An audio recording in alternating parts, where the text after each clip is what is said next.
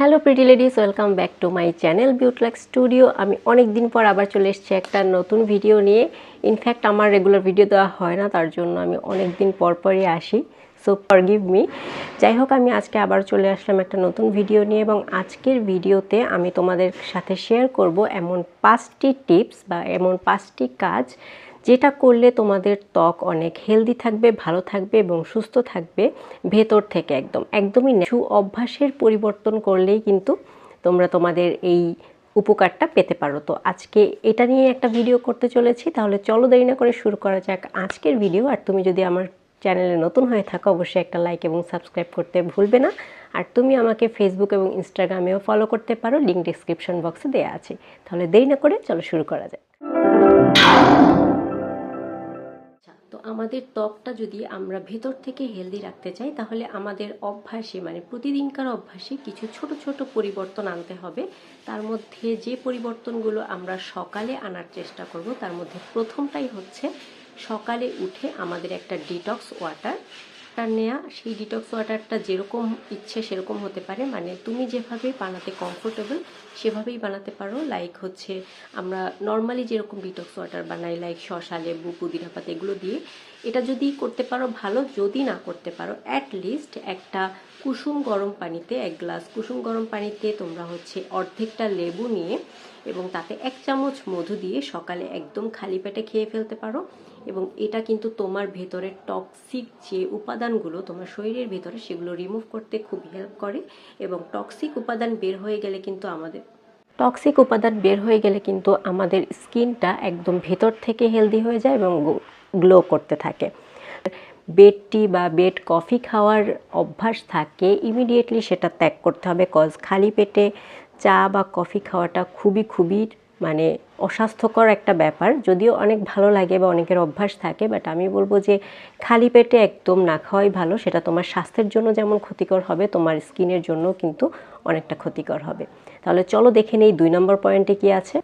2 নম্বর point হচ্ছে exercise. আমাদের ভেতর থেকে যে একটা এক্সট্রা গ্লো বা হেলদিনেস, এটা বের করে আনতে এক্সারসাইজের কোনো জুড়ি নেই, সেটা আমরা সবাই জানি। আমাদের শরীর ফিট লাগতে, ভালো লাগতে অবশ্যই আমাদেরকে এক্সারসাইজ করতে হবে।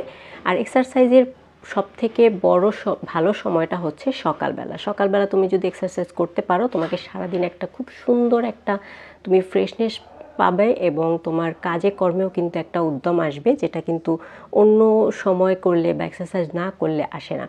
হ্যাঁ, এখন এক্সারসাইজ বলতে তোমরা হয়তো ভাবতে পারো অনেক ভারী কিছু, অনেক ভারী যন্ত্রপাতি কিনতে হবে, অনেক কিছু করতে হবে।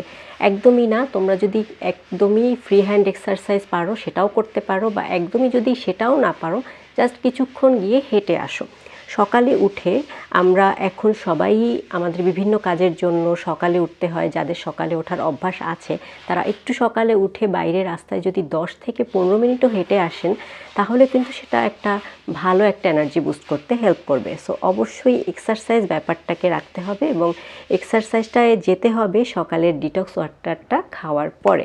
এরপরে এসে আমরা হচ্ছে ব্রেকফাস্ট করতে হবে। আচ্ছা, এটা গেল 2 নাম্বার। এবার চলো 3 নাম্বারে কী আছে দেখে নিই। ওকে, ডিটক্স ওয়াটার করলাম, এক্সারসাইজ করলাম, ডিটক্স ওয়াটার খেলাম। এবার আমাদের মুখটাকে ফ্রেশ রাখতে হবে, মুখটাকে ক্লিন করতে হবে, রাইট? আমরা রাতের বেলা অনেক ধরনের স্কিন কেয়ার প্রোডাক্ট ইউজ করি, যেগুলো হচ্ছে সকালে উঠে আমাদের মুখে রয়ে যায়, এবং তারপর হচ্ছে আমাদের মুখ থেকে কিছু এক্সট্রা সিবাম বের হয়, অয়েল বের হয়, যেটা সারা রাত ধরে আমাদের মুখে বিভিন্ন রকমের ন্যাচারাল কার্যক্রম পরিচালনা করে।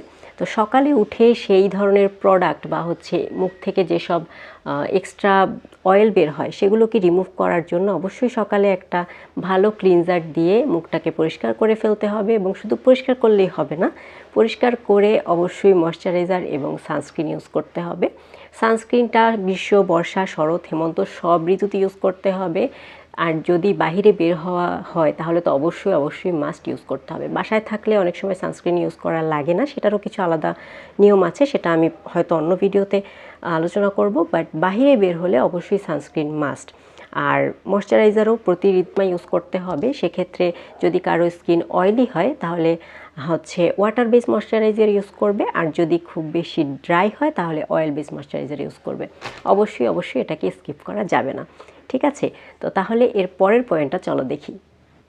আচ্ছা, স্কিন কেয়ারের ক্ষেত্রে আরেকটা মেইন জিনিস হচ্ছে এক্সফোলিয়েট করা। আমরা আমাদের স্কিন এক্সফোলিয়েট করলে খুব সুন্দর একটা বেবি স্কিন পাই, কজ ডেড সেলগুলো উঠে আসে।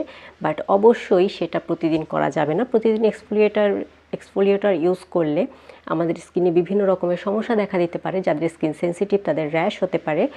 আর স্কিনটাকে প্রতিদিন এরকম টর্চার করার কোনো দরকার নেই, সপ্তাহে 1 থেকে 2 বার করলেই এনাফ।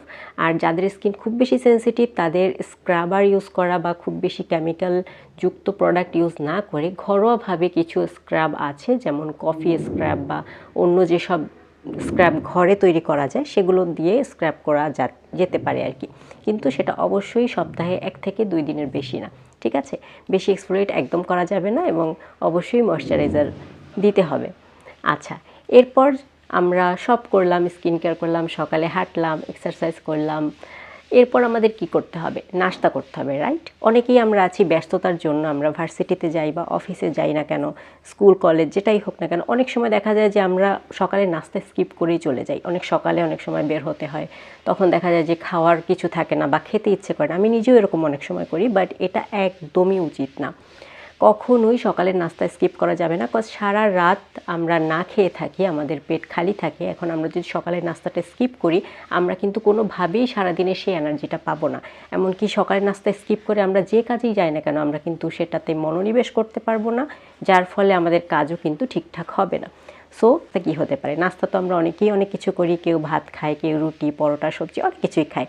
বাট হেলদি নাস্তা বলতে একটা ডিম সিদ্ধ, একটা বা দুটো, যদি তোমার কাছে একদমই সময় না থাকে, যেটা আমি করি পার্সোনালি, যে আমি 2টো ডিম সিদ্ধ খেয়ে বেরিয়ে যাই। ডিম সিদ্ধ দিতে কিন্তু সময় লাগে না। সকালের এই কাজগুলো যখন আমরা করছি, ঘুম থেকে উঠেই যদি একটা ডিম বা 2টো ডিম সিদ্ধ করে দিয়ে দিই, আমার কিন্তু মানে নর্মাল কাজকর্ম শেষ করতে করতে ওটা সিদ্ধ হয়ে যায়। সো কোনো কিন্তু টাইম কনজিউমিং না এই জিনিসটা। আর কিছু না হলেও 2টো ডিম সিদ্ধ অবশ্যই খেয়ে যেতে হবে, আর সাথে খেজুর, বাদাম এগুলো রাখতে পারলে তো বেশ ভালো। আর ফলের জুস, ওটস, মানে নর্মাল ব্রেকফাস্ট রাখতে পারলে তো অনেক ভালো। কিন্তু একদমই যদি সেগুলো করার সময় না থাকে, অবশ্যই 2টো বা একটা ডিম সিদ্ধ অবশ্যই খেয়ে যেতে হবে, ঠিক আছে? আর যে পানি খাওয়া হবে না বা হচ্ছে আমার অনেক ডিহাইড্রেশন হতে পারে, তাহলে অবশ্যই সকালে 1 কাপ গ্রিন টি খেয়ে নিতে পারো। কজ হচ্ছে গ্রিন টিতে এমন একটা উপাদান আছে যেটা তোমাকে সব সময় মানে সারাটা দিন হাইড্রেট রাখতে সাহায্য করবে। সো তুমি এটা অবশ্যই করে দেখতে পারো যদি তোমার মনে হয় যে তোমার পানি খাওয়া হবে না। অবশ্যই পানি এই টিপসগুলো আই থিঙ্ক যদি আমরা মেনে চলি তাহলে আমাদের খুব বেশি সময় লাগবে না, ভেতর থেকে আমাদের স্কিনটা গ্লো করবে, হেলদি হবে অ্যান্ড ভেতর থেকে ডেভেলপ করতে পারি। তাহলে কিন্তু আমাদের এ ধরনের কোনো সমস্যাই হবে না এবং আমরা খুব সুন্দর হেলদি একটা লাইফ মেনটেন করতে পারবো এবং স্কিনও কিন্তু আমাদের অনেক গ্লো করবে।